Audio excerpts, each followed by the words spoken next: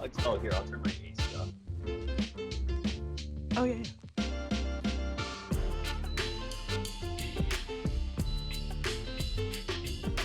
I have a remote beside you. How's that? Fancy.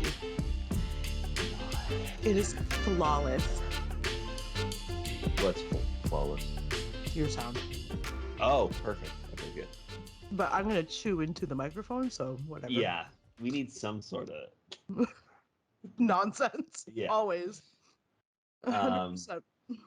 Let's get this out of the way before we start chatting. Welcome to the Full Volume Podcast. This is the quickest we've ever introduced / cut through the cold open. Just get right to business so we can get to other business. I am your co-host, G.I. Jolie, and this week Harvey Brent is at a wedding. We wish him safety. We wish him the best of luck. He is in America, so... Ooh. Yeah, extra luck then. He's in the Delta-iest variant parts of Michigan. So, yes, again, safety and luck. I am joined otherwise by... Joshua Murr-VELL. And today on the Spider-Cast, we're going to talk about comics from the 1980s. Oh boy. I am not prepared for this early in the morning. It's okay. We have coffee. I have part of a cinnamon bun. Okay, so we're just... Okay, now that fussy business is out of the way. Yes, the dogs kill her. Yeah, that's wild. That Cruella's evil origin story is that her mom gets killed by Dalmatians, which are being mind controlled by Emma Thompson. Yeah. And to still like hold the grudge against the Dalmatians and like I don't, it's just wild. Well, then the Dalmatians are weaponized to kill everything. That's which so is stupid. It's a little fucked up. Yeah. It's not like the crux of the main plot though. It's just like a little tool that Emma Thompson uses, which it is. I've already said this is the second time in the less than an hour that I've been awake now that I've said the word problematic. But it's problematic. It's just the use of Dalmatians for evil. And the writing of them into a plot for evil. It's wild that like Disney sat down and thought, Cruella, that's who we need to make into like a redeemable good person. The dog murderer. Why don't we have an origin story for the dog murderer? She wears like what? Right? Is as if PETA whatever. Oh, it's like she doesn't just skin animals. She skins puppies to wear. Like that deserves redemption for sure. Like what did Maleficent really do in the Sleeping Beauty movie?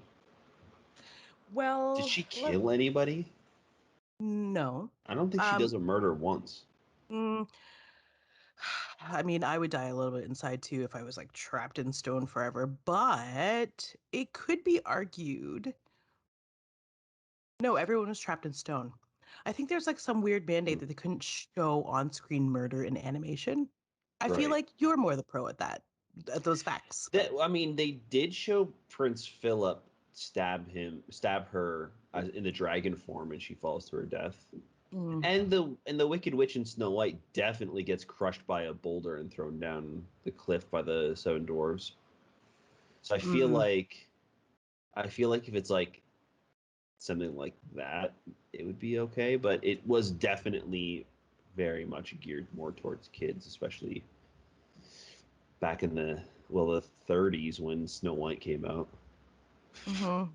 And the hysterical older women were evil and needed to be killed by boulders because all they wanted to do was suck the youth out of the junior members of their families, which is a very strange coincidence that they all wanted to do that. Or just make a nice fur coat. Yeah, in this case, she just wanted to have style. I think they really they speaking of style, they really leaned into the fashion aspect of Cruella instead, See, which I like that. mhm, because the fashion was cute. See, I think that a big thing with movies today is hold on, let me just grab my soapbox real quick. um, Yeah. uh, no, but I think the big thing is that like a lot of them feel like really good ideas and really good, like written pretty well, but where they suffer mostly is that they're based off of something else. Like the Joker for me Mhm. didn't. I thought it was fine. Like everybody loves that movie and raves about it, but I'm like, I think that the worst parts about it are the fact that it's a Joker DC movie, and not that that's a bad thing, but it just the tone, the whole tone of it, and like it just it's very well acted, it's very well written.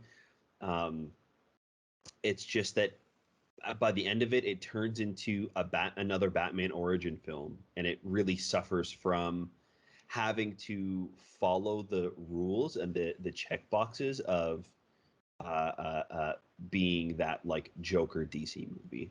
And if it was the same exact movie, just not this guy turning into the Joker or turning into a clown, I think it would be fantastic. You know what Yeah. I mean? Hmm. They could have really said something about what unchecked mental health can do to a human. Right. And instead, they gave us that film. Yeah. I mean, they And really did. Sorry. sorry, I was gonna say I feel like it would be the same with Cruella too, right? Like it Mm. feels like why not just make your own version of like a Devil Wears Prada like type of showing how intense the fashion industry can be and like a story about this person kind of like climbing their way up. It's like no, we've got to base it on Cruella though too. So we've got to shove in some evil dogs somewhere. It's just yeah, Hmm. they feel like good movies that were changed into something to fit an already established property, and it Hmm. sucks. Yeah. Yeah, I agree. Now that we've spent the majority talking about Cruella Bell, well, that's the thing. Yeah, you know what? I don't know that I'll ever watch it. I thought you were gonna actually talk about Maleficent, like the Angelina Jolie films, and I was like, you know what? You could ask me how many people she killed in those films, and I couldn't tell you because even though I love Angelina Jolie, I didn't see those films because they look like trash. Yeah, they're fine. You Yeah. know, I think actually the second one might be better than the first one because the first one they're trying to do Sleeping Beauty, but a twist where spoiler alert for 2012's Maleficent or whenever that came out. Um, by the end of the movie, Princess Aurora and Maleficent are like friends, and they're like cool. So it doesn't end like the original animated one does, where Maleficent ends up turning evil. She's good. She gets her like wings back and everything. So she's like a regular fairy again. So the sequel is like her finding other fairies and other people like her and Mm. kind of this war between the humans and the fairies and that kind of like coming back up. So it's better in the sense that it's its own thing rather than Sleeping Beauty again, but a little different. I thought it was really strange that they had her like as a fairy. The whole like I've Mm, seen like you have seen clips, like the whole chopping off her wings thing. I was like, what? Why is she a fairy? Blah. And then I realized she is like Merryweather and the other two. mm, yeah. She is a fairy. She just like decides that she's going to be bigger and more witch-like. So yeah, that was like the one thing that I wasn't sure about was that they're creating like this whole world of lore for Yeah. Maleficent. I think that like her type of fairy is like the naturey ones Mm, because like okay. she's got like the eagle wings and she's got like the horns and she uses like the thorns and thistle like as like a weapon and stuff. So I think that and like the crow sidekick. So I think that her whole thing is that she's like with like in tune with nature. Ah, So okay. that's why they kind of like push it that way. And honestly, yeah, again, I kind of like it that like aesthetic. I wasn't a huge fan of Maleficent, but Maleficent 2, I was like, okay, I can see how this is like a real movie now instead of like somebody coming up with an idea to make another Sleeping Beauty. Okay, I guess I'll have to watch it. Hmm. It's the second one. Yeah. I wonder if you can watch Disney Plus stuff on fast forward. Because I'm such a Oh, I don't know. completist. Hmm. I wouldn't want to watch the first one without actually, or sorry, the second one without watching the first one. But Hmm. maybe I can watch like a recap thing. Yeah. Will have had to have recapped it, and that is my attempt at a clunky segue into talking about recapping. Oh. What if episode 3? Yeah. This one Because was after all, a that's weird what we're going to one. talk about. Yeah, I mean, usually we give the honors to the guest.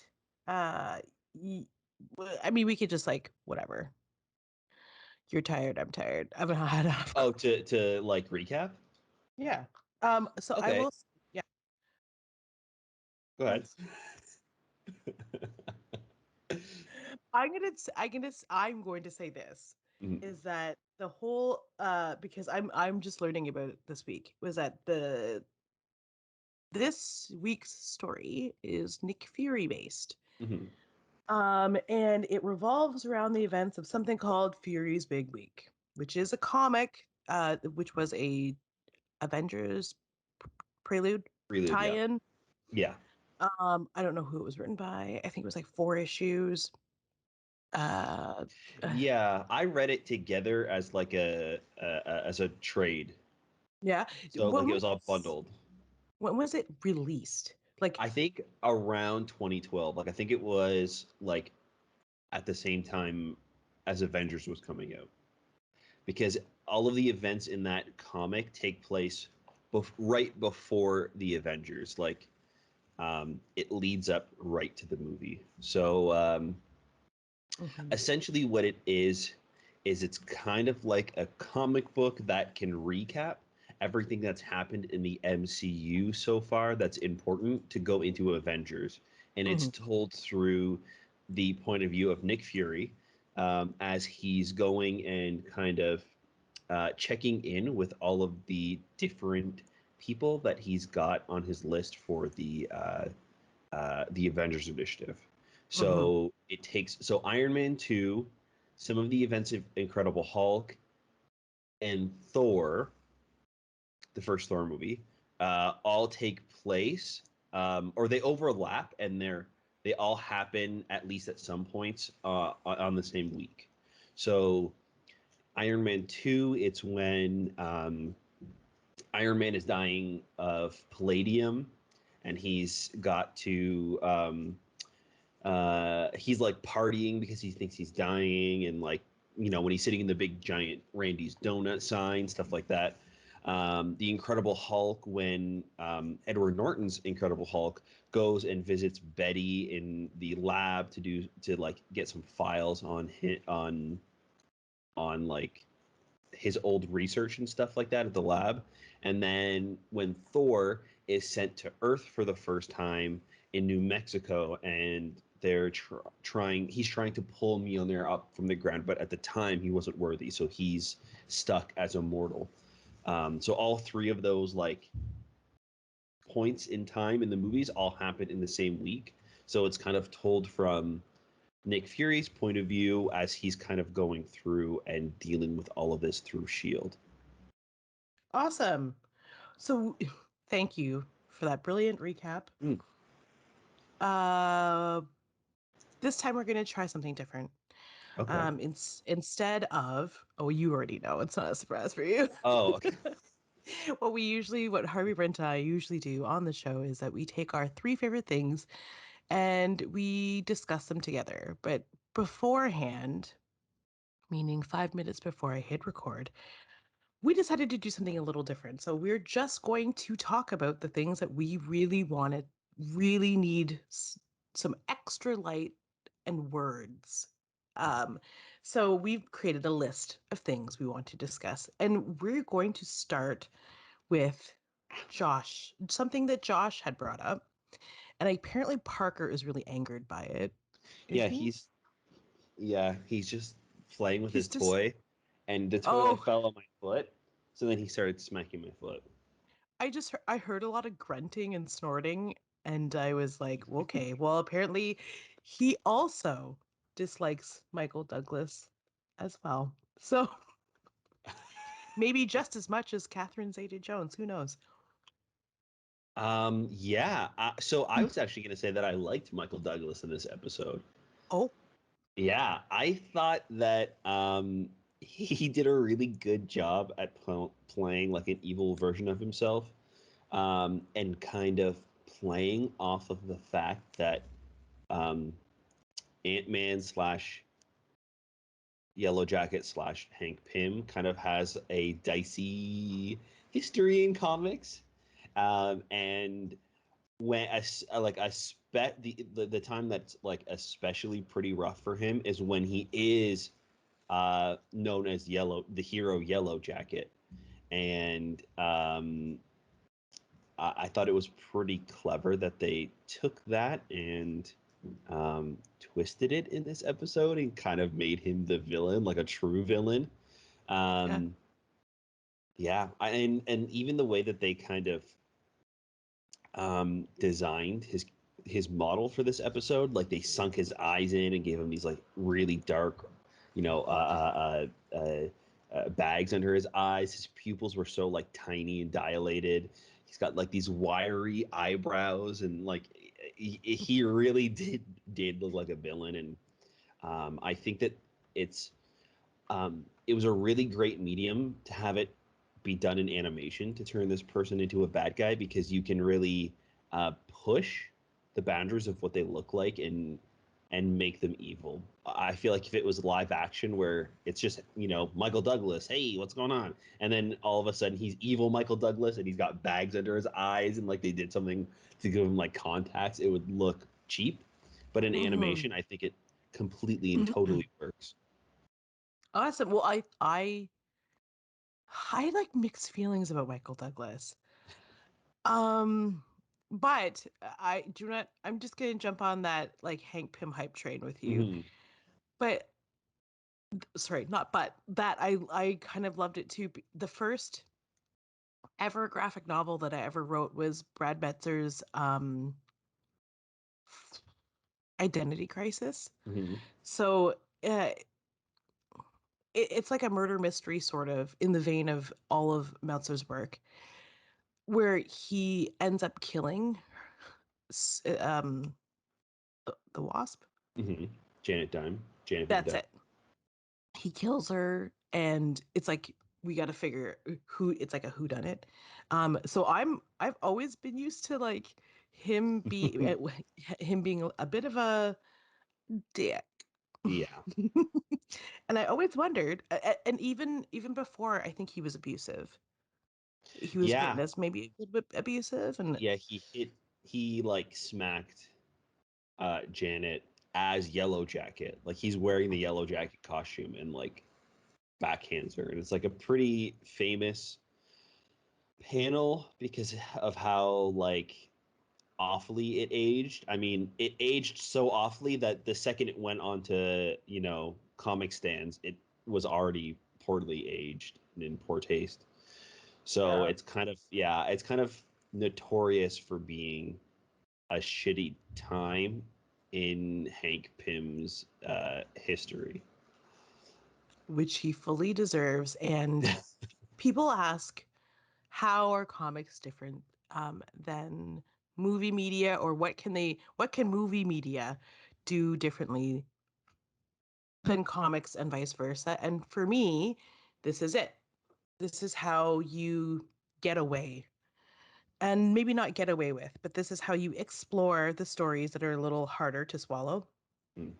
of abuse and like quote real world shit.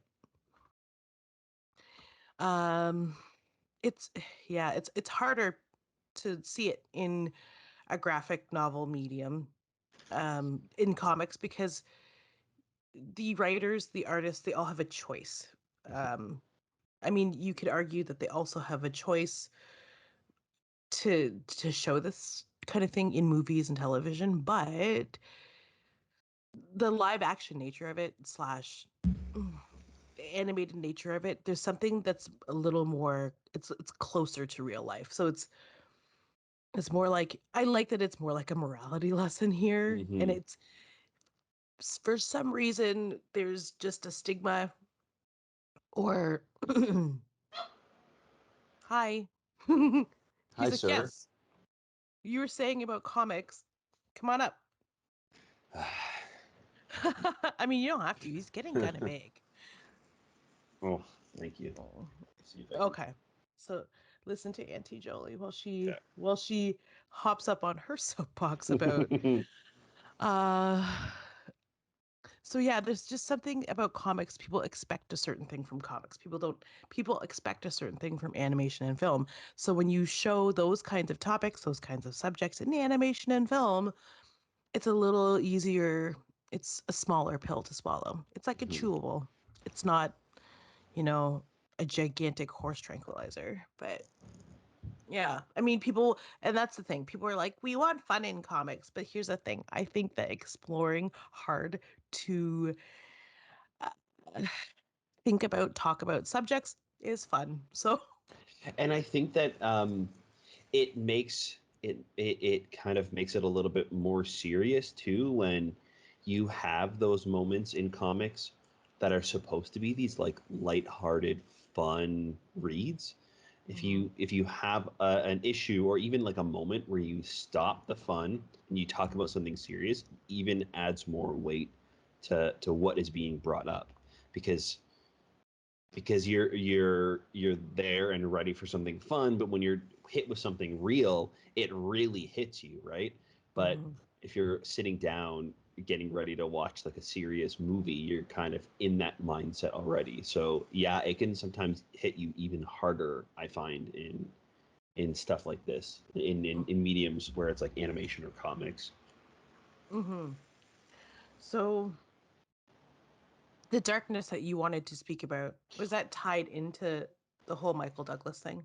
Yeah, a little bit. I think that so I guess we didn't really even recap the whole episode, but it's set during Fury's big week, but of course it's a what if episode, so something is changed, right?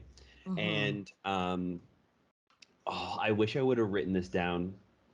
There's a moment where there's like a mission that Black Widow was supposed to go on, but Mm-hmm. instead the what if is, and we don't learn this to the end. So like things are different in this what if episode, but we don't know why they're different. Like things are happening um, differently from what we know in the Avengers movies than what's currently going on, which is somebody is going around and killing all of the Avengers before the Avengers even form.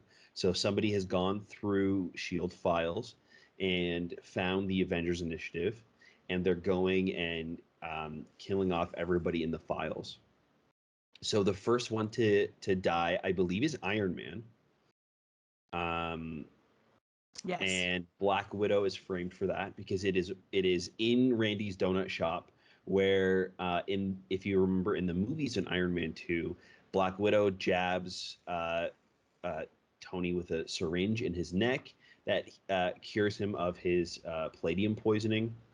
And in this one, once he's injected, he has a seizure and drops on the floor and dies. And Black Widow is framed for it, so she's put in jail.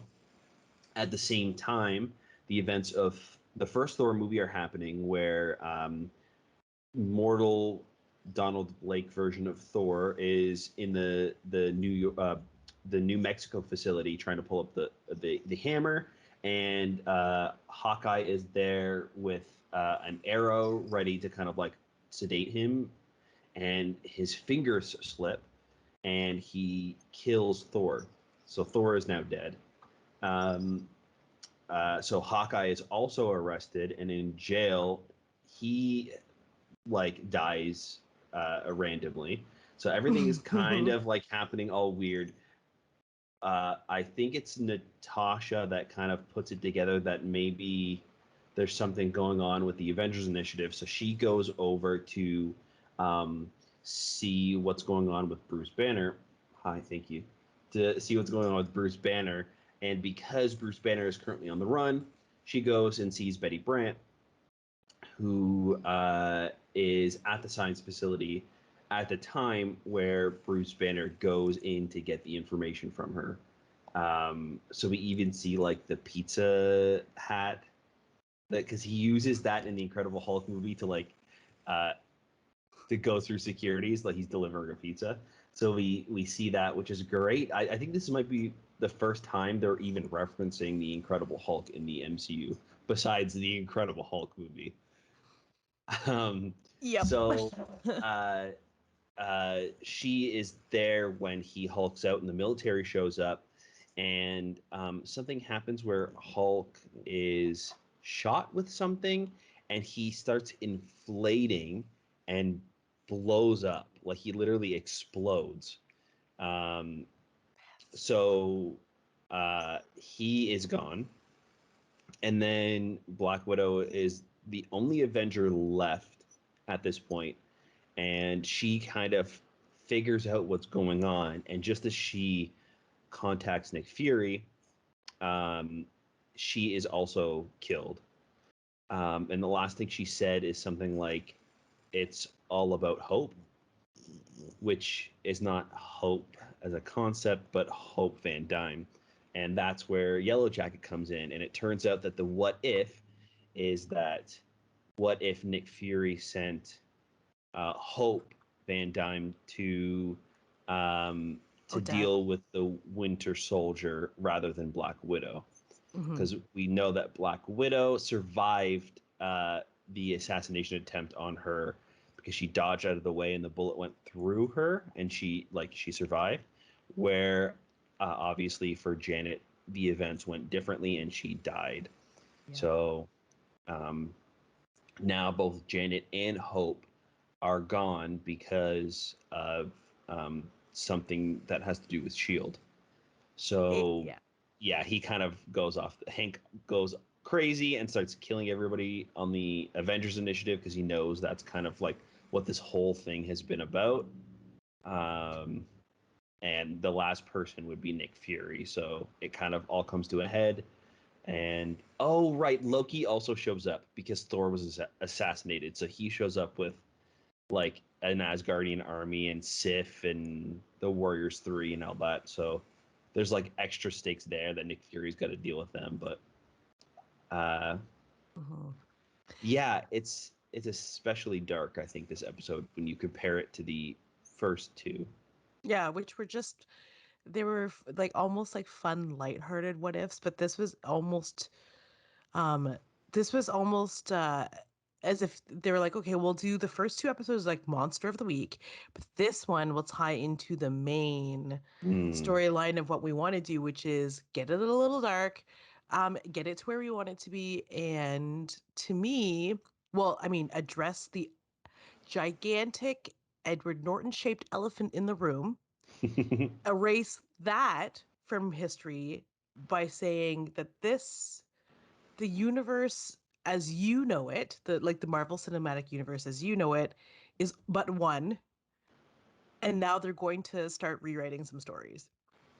I don't think that what if is just a what if. I think that what if might come into play here because and this ties into the line of thinking that I'm going along ties into something that I wanted to talk about, which is Edward Norton as Hulk, but also just the overall repercussions of what'll happen. Based on who's dead in this episode and who's left. So we'll continue to go down this train of thought. Okay.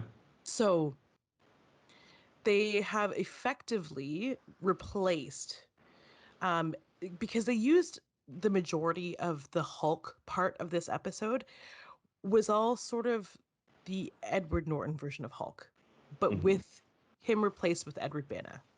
No, sorry. Mark Ruffalo. Mark Ruffalo. That would be crazy if they did that. Just brought we have it into the Hulkverse. Yep. That would be nuts. Which, hey, apparently everyone wants to see World War Hulk. I wouldn't mind, but Didn't Scar they is kind of do that with Thor Ragnarok? yeah. I think that's what kind of like whet the appetite of fans. They did. Imagine doing like another Gladiator thing with Hulk in the Yeah. MCU. That'd be wild. Well, I mean, did you read the World War Hulk? He's on Scar. He starts a family. It's a Yeah. whole thing. It's Hmm. stupid. Yeah, I don't know if Anyway, that. I think World War Hulk is fun, but it itself is almost like a what if. You know what I mean? Like it feels very like happens on another world, and he comes back and he's Hulk again. He yeah. doesn't remember he's got a family. No, we tried it. It was a look, Right. and Oh my and that goodness. season is That's over. Oh, he's like, okay, I think I'm ready to be on the ground to eat more food. I heard a snort, which I yeah. ignore. So he agrees with us on one thing at least.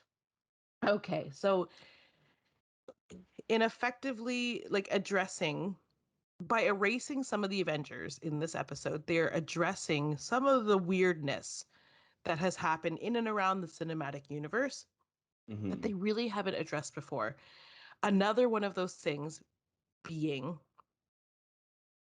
the I don't know if we want to skip right to it. Yes, we do. Okay.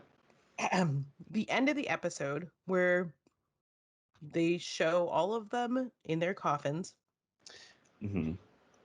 and we get, Cap is on ice, and he, like in the films, will be reanimated, but this time Captain Marvel is there, where Hmm. she wasn't there before.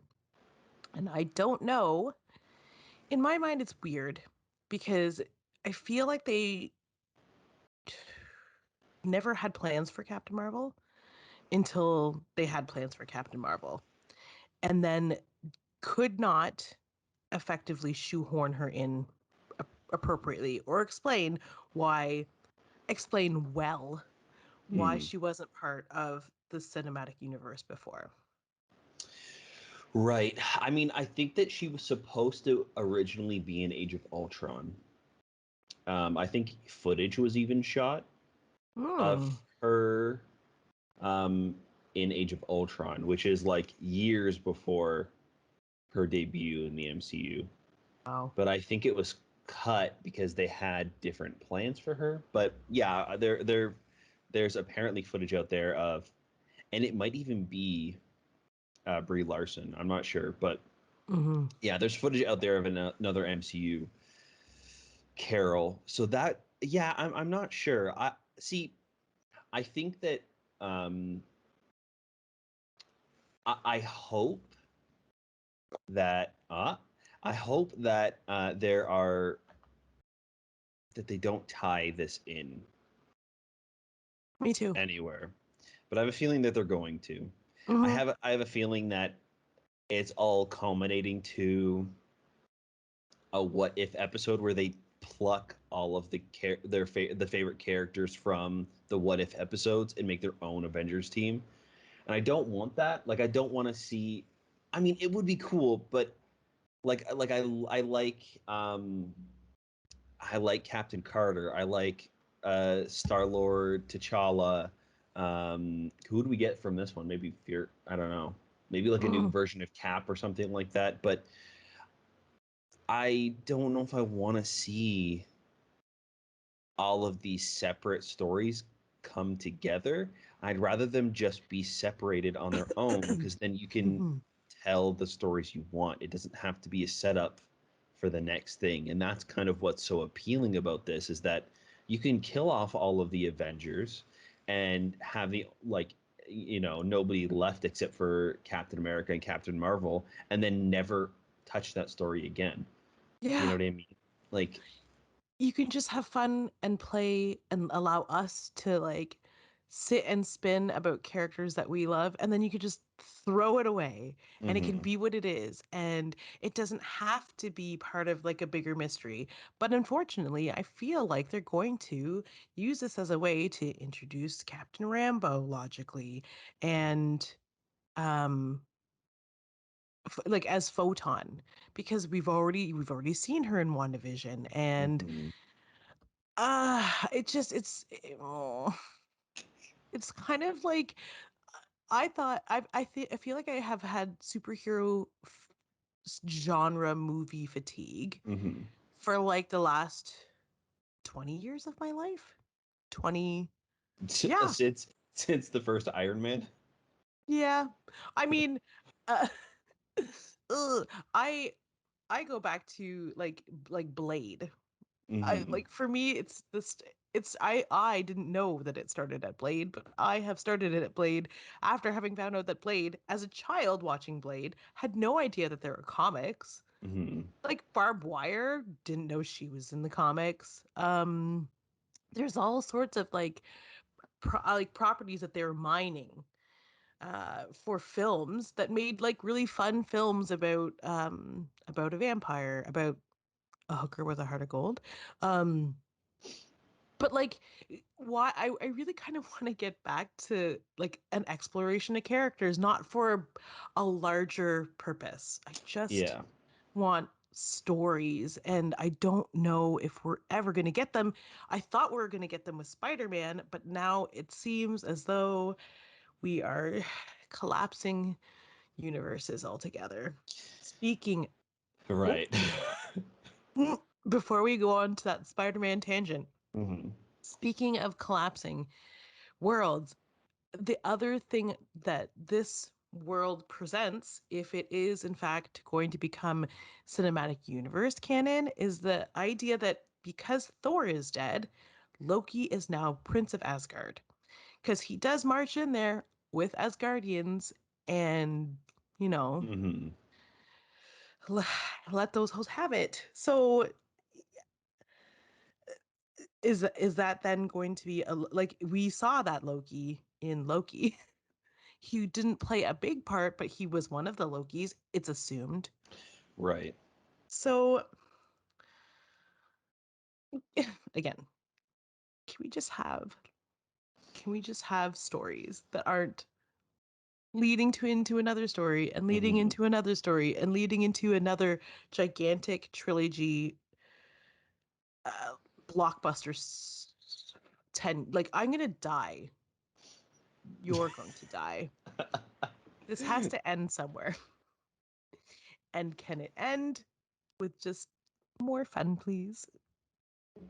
Yeah, I kind of agree with you in the sense that like I don't know, I don't mind the MCU movies doing their thing and building up to these big events because that's kind of I think that's kind of the appeal of those movies is that it feels like a big universe, right? So I think for those they totally fit because I'm not watching Ant-Man because I want a dark story that's serious. You know what I mean? I want to see this dude dressed up as an ant like goofing around.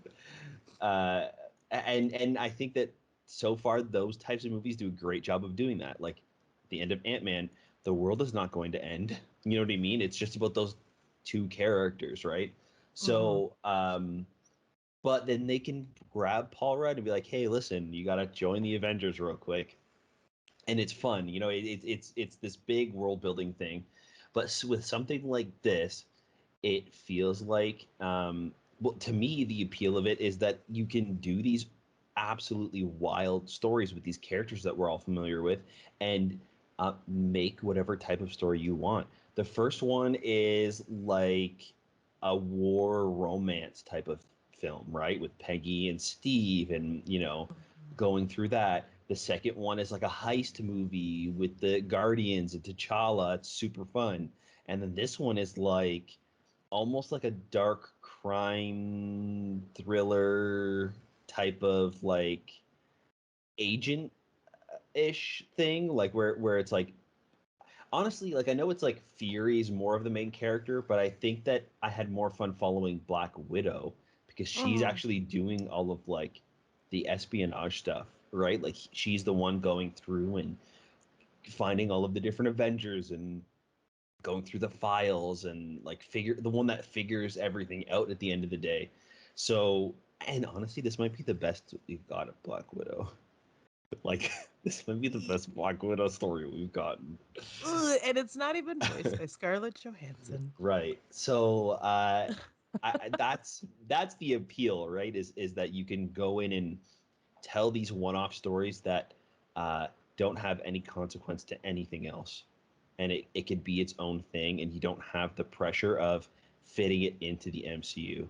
So if this is all leading up to a what if, all of the what ifs combined, maybe you can say that that is its own thing and the other stories are like other branches of the what if. I don't know, but uh yeah, I think it might cheapen it if it ends up being this big universe type thing. Agreed. Speaking of one big universe, Yeah. Hmm. Spider-Man. I'm so excited. I've been saying this for years now, is they should bring back these two Spider-Man. And I mean, bringing back every single villain too is just wild. On top of that, it feels like I don't know how they're gonna fit this into one movie. No, I don't know either. This is I hope gonna it's it's gonna be like Avengers Endgame like the movie. Like it's gonna be wild. yeah, It's gonna it be better insane. be 3 hours with an Yeah, intermission, Lord of the Rings length, extended cut. Like I yeah. can't even and sorry. There have been some complaints about oh, why can't this just be a standalone Spider-Man film? Much like we've said, or much like what was mentioned earlier. That's what kind of made me think of it. Mhm. Like why can't we just have a Spider-Man film? One person said this that I saw before I shut off Facebook and was like, I hate this glorious wasteland Yeah. of internet real estate. Just uh, why can't we just have a Spider-Man story that doesn't involve or cross over with anybody? It was fine, and then Tony Stark horned in, and then it Tony Stark died, and spoiler alert. Um, just in case you've been living under a rock and not watching any films, Yeah, and for I some can't see reason anybody watching What If and not seeing the Avengers films, but listening to our podcast and just not being totally immersed. So now that he's dead, it's like, oh, now they're gonna just like get him to walk right into like, you know, 21B Baker Street where freaking Doctor Strange is. So mhm. um like why does he have to cross his path? It's like why does anyone have to cross Doctor Strange's path? Okay, just those long, brilliant Mhm. fingers and magic. Like I'm kind of hoping that they can maybe with this movie is establish that there are multiple different versions of Spider-Man. Tom Holland can go to Disney and then Sony can keep making their shitty movies yeah, and do their own thing with Spider-Man at the same time. I think yeah, that would be the best course because I get it. I get it, but this is not the same version of Spider-Man that you read in the comics. This is not the same version of Spider-Man that are in the Sam Raimi movies or the Mark Webb movies. This is a different Spider-Man. It's just like Loki. There's tons of different Loki variants. This is just a variant of Spider-Man. Like this is the MC. This is this universe's version of it. So take it or leave it. This is what it is, and I'm here for it. Like this is the only time that they're ever going to be able to do a Spider Verse movie like this because soon these actors aren't going to be able to come back, or they're going to be too old, or whatever the case may be. Like I just found out, I didn't realize Alfred Molina is almost 70. We just had this conversation the other day. I'm like, that's crazy. He's like 68 or something like that. I'm like, I had no idea. Toby Maguire almost 50. True. Yeah. Yeah. Looking good So, though. Looking good. I mean, Yeah, even Alfred Alfred Molina. Molina is looking great. I was like, there's no way that guy is almost 70. He looks fantastic. Yeah, let's check it out and see. Yep, definitely 68. Mm-hmm. Yeah. Mm-hmm. And like, so I think it was Becca who said that they're de-aging Alfred Molina for Doc Ock. I was like, oh, why would they even need to do that? Yeah, And it's a she's like, well, he's 70. Holy shit. I'm gonna look up yeah. Alfred Molina 2021 and see what he looks like. He looks great. Why do they need to de-age him? Right? They actually, yeah, What? they don't. Um, I think British faces might be like Asian faces, where like once they hit a certain time, Mm. a certain age, they melt faster. But he looks awesome. Like, He looks great. Yeah, I maybe they're trying to say that it's set at the Spider-Man 2 time, like right yeah, after Spider-Man 2 or something like that, but so maybe this is Alfred Molina from 2004 or whenever that movie came out, 2004 y- something like that. yeah. And are 2005. they? Did they ever eventually get to Hobgoblin, or did we only just see? We saw a shitty version of Hobgoblin with Okay, Franco. yeah, James Franco. He's just in like ski gear Oh, and he's got like okay. a surfboard. Okay, so I'm going to assume that the pumpkin and the chuckle are Willem Dafoe. Yeah, Okay. that's definitely a Willem Dafoe chuckle. Okay. Yeah. Chuckle. Yeah, so I'm excited for whatever is happening. Um Yeah. Spider-Man is going to have his day in the sun. When will Superman have his day in the sun? Sorry, I just I'm Yeah. still I really want to check out Superman and Lois. oh, did I tell you? Real good. Yeah. Do you know what? Technically, if they had pumped it up and talked about it a little bit more, I feel like this would be today's best option for Superman. I watched the Lois and Clark New Adventures of Superman as a child, and then that was okay, but it was very white, Mm, white 90s television. mm, It wasn't great. Um, well, I mean, watching it back, it's not great. It was right. the best thing ever when I was like young. Um, so let's see. Oh, and then Smallville. Smallville was Mm, wonderful too, but it also wasn't. It also did things that weren't uh, like the complete Superman package for me. right. Yeah. He wasn't like donning the tights. Yeah. Yeah. In Superman and Lois, though, now Mm, that we've gone completely off the train tracks, hmm. in Superman and Lois, they use the same house they use in Smallville. Oh, And really? Oh, that's cool. yes. Or either that or in the films. There's like a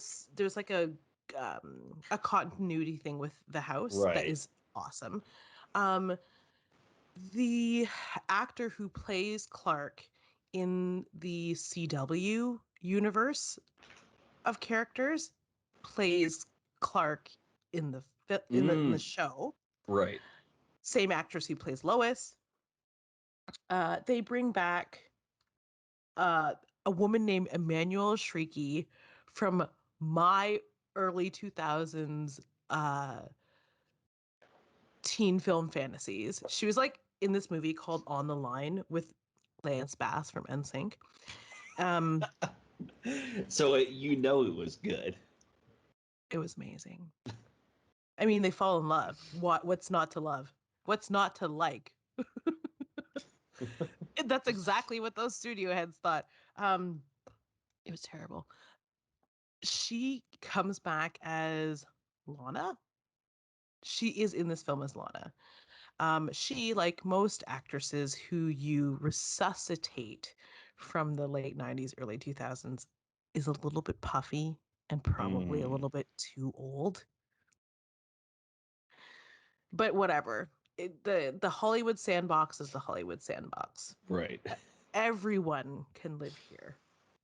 I'll have to check it out then, because Yeah. I've heard really good things of it.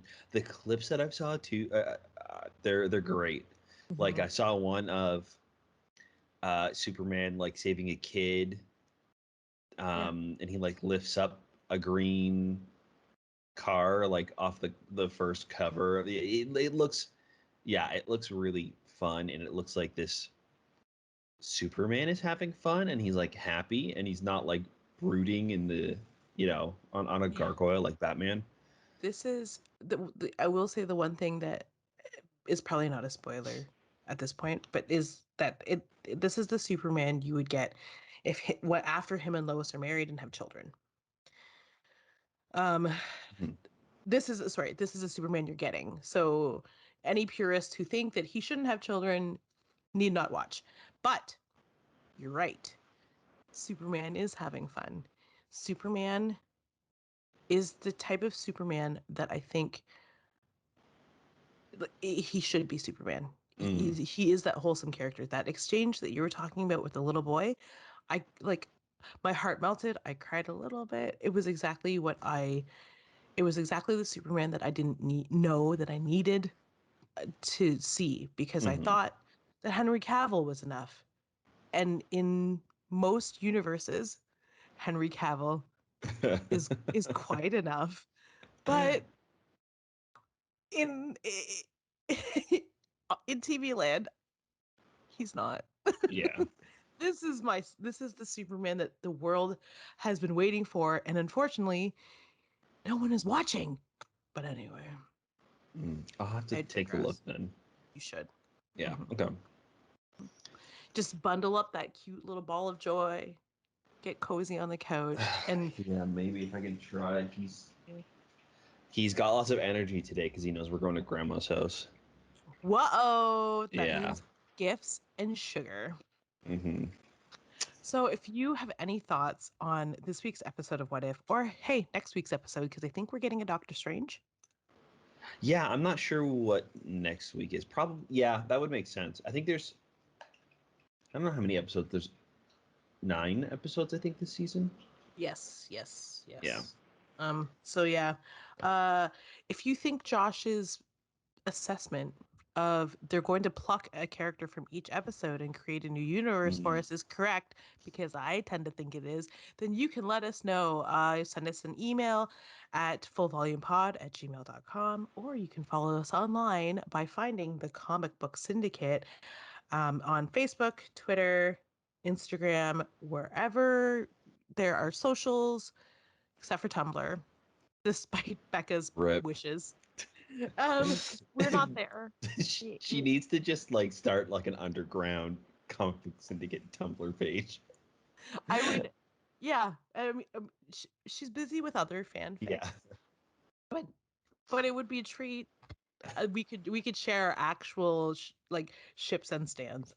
Um, let's see what else. Do you want, if you disagree with us, because you love to do that, you can do that in the comment section below if you happen to be watching the video version of this podcast. If you're listening, you can listen to this one and all of our previous episodes and all the episodes to come, because there are way more episodes in the Marvel Plus Disney universe that will be coming out. And as long as they release them, we'll be talking about them uh, on Spotify, Apple Podcasts, Amazon, iHeartRadio, anywhere you listen to your favorite podcasts, we will be there. Just search Full Volume Podcast or the Comic Book Syndicate Network. I would like to thank Joshua Murr-VELL and Peter Parker Murr for for joining me on today's episode of the Yeah, podcast. of course, anytime, honestly. I love doing this podcast. Yeah, I feel like had our had this been a little more caffeine injected, we would have gone on way more tangents. So you're fortunate today, folks. I mean, we went on two pretty big tangents today. Like we started and ended it with like tangents. It's true. Yeah. But they're like all adjacent. Like Disney or superhero adjacent. Yeah. So it's fine. Yeah. Hey, it's not as bad as we usually. That's true. I'm here for the tangents, though. That's so fun. Yeah. Once Joshua Murr-VELL is caught up on Big Brother, we will start with Big Brother discussions. I would definitely love to do that. I actually just started watching it again last night, so. Excellent. Yeah. So thank you. Of course. Yeah. Come back anytime. We should be returning with next week's episode 4 with Harvey Brent, but until next time, keep it loud. Keep it full. Volume. Do we want to run that one again, or that's good? Until next time. Until next time, keep it loud. Keep it full volume. Bye. Bye.